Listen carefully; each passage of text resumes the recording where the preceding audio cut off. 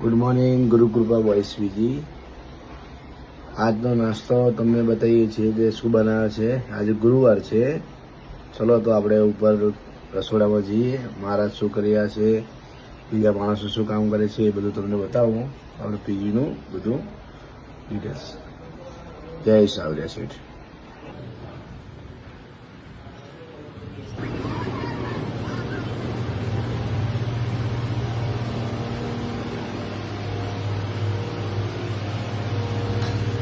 નાસ્તામાં આજે વઘારેલા ઢોકળા બનાવ્યા છે અને ચા. આ અમારા 411માં સાહેબ રહે છે